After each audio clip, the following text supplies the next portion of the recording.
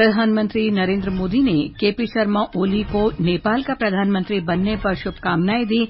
कहा, दोनों देशों के बीच संबंधों को और मजबूत करने के लिए मिलकर काम करेंगे। भारत ने फलस्तीनी शरणार्थियों के लिए $25 लाख की पहली किस्त जारी की। विदेश मंत्री सुब्रमण्यम जयशंकर मॉरिशस की 2 दिन की यात्रा पर कल रवाना होंगे। राष्ट्रीय पात्रता प्रवेश परीक्षा मामले में सर्वोच्च न्यायालय ने राष्ट्रीय परीक्षा एजेंसी की राजस्थान उच्च न्यायालय से सर्वोच्च न्यायालय में याचिकाओं को स्थानांतरण के लिए नोटिस जारी किया। खरीफ मौसम की बुआई का क्षेत्र 575 लाख हेक्टेयर से अधिक हुआ और मौसम विभाग ने पश्चिम तट और गुजरात में कल मूसलाधार वर्षा का रेड अलर्ट जारी किया। समाचार संध्या के साथ मैं लवलीन निगम। प्रधानमंत्री नरेंद्र मोदी ने श्री केपी शर्मा ओली को नेपाल का प्रधानमंत्री बनने पर बधाई दी है। श्री मोदी ने एक संदेश में कहा कि भारत और नेपाल के बीच मित्रता को और मजबूत करने तथा द्विपक्षीय सहयोग को और बढ़ावा देने के लिए वे मिलकर काम करेंगे। श्री ओली ने आज चौथी बार नेपाल के प्रधानमंत्री पद की शपथ ली। राष्ट्रपति रामचंद्र पौडेल ने उन्हें राष्ट्रपति भवन में पद और गोपनीयता की शपथ दिलाई। राष्ट्रपति रामचंद्र पौडेल ने नवनियुक्त 21 मंत्रियों को भी शपथ दिलाई। हमारे संवाददाता ने बताया है कि नेपाली कांग्रेस के प्रकाश मान सिंह और सीपीएन-यूएमएल के विष्णु प्रसाद पौडेल को उप प्रधानमंत्री बनाया गया है। पूर्व प्रधानमंत्री पुष्पकमल दहल प्रचंड की सत्ता से बाहर होने के बाद 72 वर्षीय केपी शर्मा ओली ने आज प्रधानमंत्री पद की शपथ ली। काठमांडू में राष्ट्रपति निवास में शपथ ग्रहण समारोह में उपराष्ट्रपति राम साहेब प्रसाद यादव, पूर्व प्रधानमंत्री और नेपाली कांग्रेस के अध्यक्ष शेर बहादुर देउवा सहित अन्य गणमान्य व्यक्ति उपस्थित थे। राष्ट्रपति रामचंद्र पौडेल ने कल श्री केपी शर्मा ओली को प्रधानमंत्री नियुक्त किया था। प्रधानमंत्री के साथ 2 उप प्रधानमंत्रियों ने भी शपथ ली। राष्ट्रपति ने 21 मंत्रियों को भी पद और गोपनीयता की शपथ दिलाई। काठमांडू से श्वेता सिंह की रिपोर्ट के साथ समाचार कक्ष से मैं मुकेश कुमार। सर्वोच्च न्यायालय ने राष्ट्रीय परीक्षा एजेंसी द्वारा दायर याचिकाओं पर नोटिस जारी किया है। इसमें राष्ट्रीय पात्रता प्रवेश परीक्षा नीट यूजी पेपर लीक से संबंधित राजस्थान उच्च न्यायालय में लंबित याचिकाओं को शीर्ष अदालत में स्थानांतरित करने की मांग की गई है। मुख्य न्यायाधीश न्यायमूर्ति धनंजय यशवंत चंद्रचूड़, न्यायमूर्ति जेबी पारदीवाला और न्यायमूर्ति मनोज मिश्र की पीठ ने राजस्थान उच्च न्यायालय के समक्ष याचिकाओं को नोटिस जारी किया। हालांकि पीठ ने राजस्थान उच्च न्यायालय में लंबित कार्यवाही पर रोक लगाने का आदेश देने से इंकार कर दिया है। भारत में खरीफ फसल की बुआई 575 लाख हेक्टेयर से अधिक क्षेत्र में की गई है।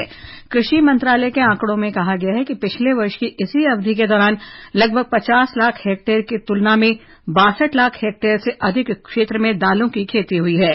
तिलहन की खेती 140 लाख हेक्टेयर से अधिक क्षेत्र में की गई, जो पिछले वर्ष की इसी अवधि के दौरान 115 लाख हेक्टेयर से अधिक है।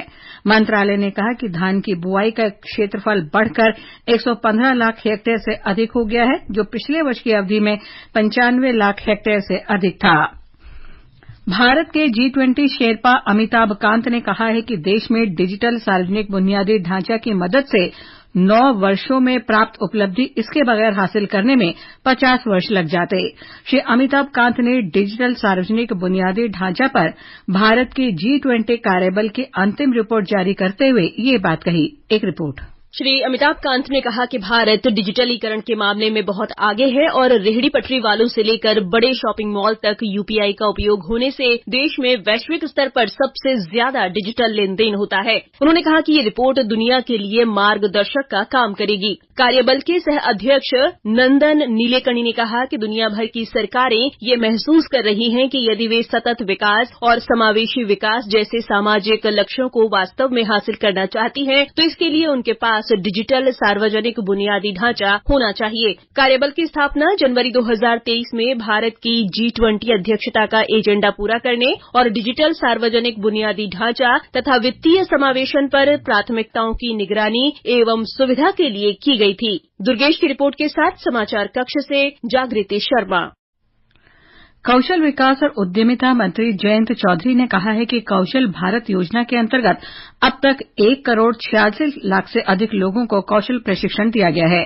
श्री चौधरी ने आज नई दिल्ली में विश्व युवा कौशल दिवस कार्यक्रम में कहा कि कौशल विकास और उद्यमिता के क्षेत्र में भारत ने उत्कृष्ट कार्य किया है। उन्होंने कहा कि इसी उद्देश्य के अंतर्गत 10 वर्ष पहले विशेष मंत्रालय का गठन किया गया था। श्री चौधरी ने कहा कि उनका मंत्रालय कुछ और समावेशी योजनाएं बनाएगा ताकि वर्ष 2047 में भारत विकास राष्ट्र बनने में योगदान कर सके। ये समाचार आकाशवाणी से प्रसारित किए जा रहे हैं। ताजा समाचार जानने के लिए आप हमारे Twitter handle @AIR News Hindi को फॉलो कर सकते हैं। विदेश मंत्री सुब्रमण्यम जयशंकर कल से मॉरिशस की 2 दिन की यात्रा पर जा रहे हैं। यात्रा के दौरान डॉ जयशंकर मॉरिशस के प्रधानमंत्री प्रविंद जगन्नाथ से मुलाकात करेंगे। विदेश मंत्री मॉरिशस के वरिष्ठ मंत्रियों के साथ द्विपक्षीय बैठक भी करेंगे। यात्रा के दौरान दोनों पक्षों के बीच आपसी संबंधों पर व्यापक चर्चा होगी। इस यात्रा से भारत और मॉरिशस के बीच संबंधों में प्रगाढ़ता आएगी और भारत की पड़ोसी प्रथम नीति, सागर दृष्टिकोण और ग्लोबल साउथ के विचारों के महत्व को बल मिलेगा। इसमें बहुउद्देशीय द्विपक्षीय संबंध और दोनों देशों के बीच प्रगाढ़ संबंधों को जारी रखने में भी मदद मिलेगी। भारत ने वर्ष 2024-25 के लिए फलस्तीन शरणार्थियों के लिए संयुक्त राष्ट्र राहत एवं कार्य एजेंसी UNRWA को $25 लाख की पहली किस्त आज जारी कर दी। संयुक्त राष्ट्र में भारत के स्थायी मिशन ने आज एक सोशल मीडिया पोस्ट में कहा कि भारत ने संयुक्त राष्ट्र एजेंसी के मुख्य कार्यक्रमों और सेवाओं के लिए $50 लाख के योगदान की घोषणा की थी। इसमें फलस्तीनी शरणार्थियों को दी जाने वाली स्वास्थ्य, शिक्षा, राहत और सामाजिक सेवाएं शामिल हैं। भारतीय मिशन ने कहा है कि भारत ने पिछले कुछ वर्षों में फलस्तीनी शरणार्थियों को सहायता प्रदान करने के लिए संयुक्त राष्ट्र एजेंसी के माध्यम से $3.5 करोड़ की वित्तीय सहायता प्रदान की है। हाल ही में न्यूयॉर्क में आयोजित UNRWA के सम्मेलन में भारत ने घोषणा की थी कि वित्तीय सहायता के अलावा वो एजेंसी के विशिष्ट अनुरोध के आधार पर फलस्तीनी शरणार्थियों के लिए दवाएं भी उपलब्ध कराएगा। भारतीय विदेश सेवा के अधिकारी विक्रम मिस्री ने आज विदेश सचिव का कार्यभार संभाल लिया। उन्होंने विनय मोहन क्वात्रा का स्थान लिया, जिनका कार्यकाल कल समाप्त हुआ था। श्री मिस्री 1989 बैच के अधिकारी हैं। वे राष्ट्रीय सुरक्षा परिषद सचिवालय में उप राष्ट्रीय सुरक्षा सलाहकार के रूप में कार्यरत थे। श्री मिस्री ने चीन, म्यांमार, स्पेन में भारतीय दूत के रूप में भी काम किया है। छत्तीसगढ़ के बीजापुर जिले में पुलिस और डिस्ट्रिक्ट रिजर्व गार्ड की संयुक्त टीम ने 12 माओवादियों को गिरफ्तार किया है। इन माओवादियों पर पुलिस पर गोलीबारी, हत्या, विस्फोट, डकैती और अपहरण में शामिल होने का आरोप है। इन 12 माओवादियों में से 5 को मेटापाल के जंगल से और 7 को तर्रेम इलाके से गिरफ्तार किया गया है। इनमें से 3 माओवादियों पर $4 लाख का इनाम था। केंद्रीय अन्वेषण ब्यूरो ने छत्तीसगढ़ लोक सेवा आयोग के तत्कालीन अध्यक्ष और सचिव के आवासीय परिसरों और रायपुर तथा भिलाई में आयोग के परीक्षा नियंत्रक के आधिकारिक परिसरों पर तलाशी ली। इससे पहले ब्यूरो ने 2020-2022 के दौरान आयोजित परीक्षा और साक्षात्कार में अपने सगे संबंधियों को भर्ती कर अपने पद का दुरुपयोग करने के आरोप में आयोग के तत्कालीन अध्यक्ष, सचिव, तत्कालीन परीक्षा नियंत्रक और अन्य के खिलाफ मामलों की जांच के लिए छत्तीसगढ़ सरकार के अनुरोध पर मामला दर्ज किया था। हरियाणा के अंबाला हवाई अड्डे से उड़ानें 15 अगस्त से शुरू हो जाएंगी।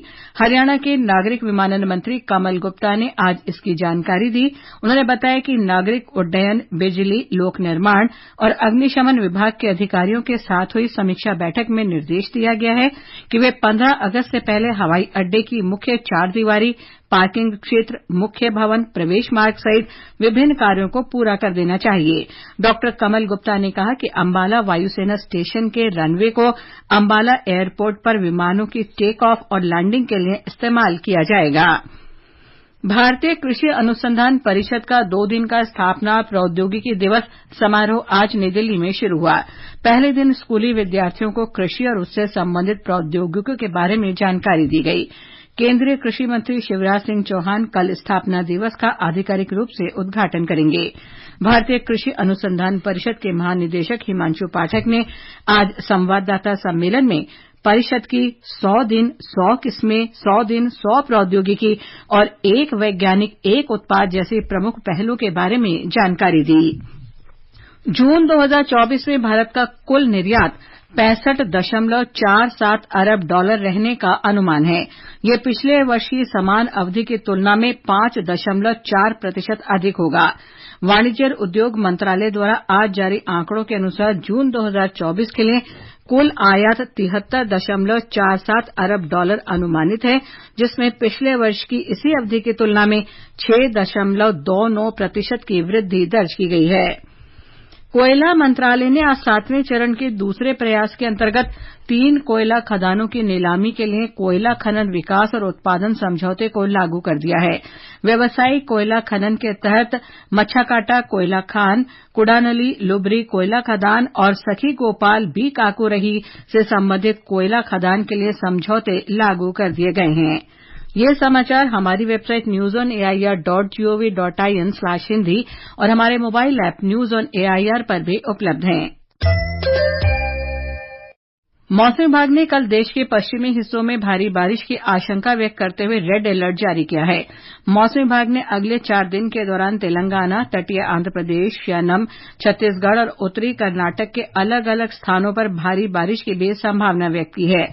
मौसम विभाग के वरिष्ठ वैज्ञानिक आरके जेनामणि ने आकाशवाणी समाचार से बात करते हुए कहा कि ओडिशा तट पर निम्न दबाव का क्षेत्र बनने से गुजरात, महाराष्ट्र और कर्नाटक क्षेत्र में मानसून की सक्रियता बढ़ी है। महाराष्ट्र कोस्ट यानी कोकण एंड गोवा और उसी के साथ साथ कोस्टल कर्नाटक और साउथ इंटीरियर कर्नाटक, इसी में लाल कलर का वार्निंग हम लोग दिया है। और एक लो प्रेशर एरिया जो है वो फॉर्म हो चुका है सुबह ओवर उड़ीसा कोस्ट, और इसके वजह से जो मानसून काफी एक्टिव है, जो गुजरात रीजन है, महाराष्ट्र है और कर्नाटक एंड केरला है, बहुत ज्यादा बारिश होगा और फ्लैश फ्लड भी हो सकता है। मुंबई भी हैवी रेनफॉल वार्निंग दिए हैं। और अगर सेंट्रल इंडिया का बात करें तो उड़ीसा, मध्य प्रदेश, इस जगह में छत्तीसगढ़ में हैवी रेनफॉल हो। दक्षिण गुजरात के कुछ हिस्सों विशेषकर सूरत, भरूच और नर्मदा जिलों में आज मूसलाधार वर्षा हुई।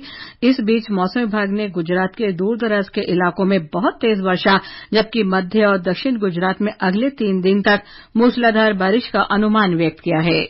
राज्य के 150 से अधिक तहसीलों में आज शाम तक हल्की से भारी वर्षा हुई। सूरत जिले के उमरपाड़ा क्षेत्र में मात्र 6 घंटे में पूरे राज्य में सबसे अधिक 13.9 इंच बारिश हुई, जिसके बाद भरूच के नेत्रंग में 7 इंच और नर्मदा के गरुडेश्वर में दिन भर में 5.7 इंच बारिश दर्ज हुई, जिससे सामान्य जनजीवन अस्त व्यस्त हो गया। भरूच और नर्मदा जिले में हो रही लगातार बारिश के कारण करजन बांध के 3 गेट खोले गए हैं और बांध से 30,000 क्यूसेक पानी छोड़ा जा रहा है। बारिश के कारण दक्षिण गुजरात क्षेत्र की कई गांवों का संपर्क टूट गया है और कई ग्रामीण सड़कें बंद हुई है। इस बीच आईएमडी ने कल के लिए सूरत सहित दक्षिण गुजरात और मध्य गुजरात के कई स्थानों में रेड अलर्ट जारी किया है। अपर्णा खोंड, आकाशवाणी समाचार, अहमदाबाद। ओडिशा में विश्व प्रसिद्ध भगवान जगन्नाथ के बड़े भाई बलभद्र और उनकी बहन देवी सुभद्रा और भगवान सुदर्शन की वापसी यात्रा आज पुरी में आयोजित की गई।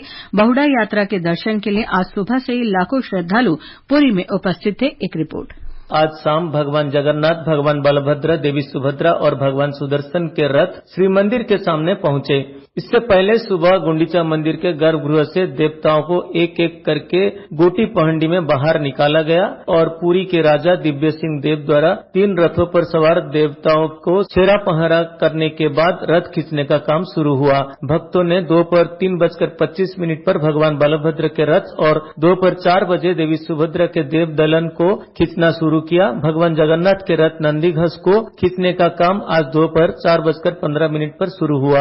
और अंत में मुख्य समाचार एक बार फिर। प्रधानमंत्री नरेंद्र मोदी ने केपी शर्मा ओली को नेपाल का प्रधानमंत्री बनने पर शुभकामनाएं दी।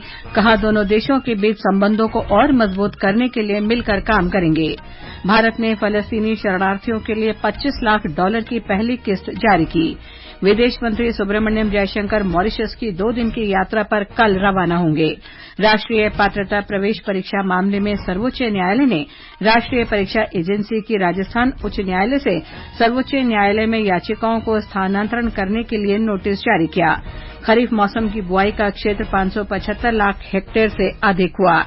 और मौसम विभाग ने पश्चिम तट और गुजरात में कल मूसलाधार वर्षा का रेड अलर्ट जारी किया। इसके साथ ही समाचार संध्या का ये अंक समाप्त हुआ। नमस्कार।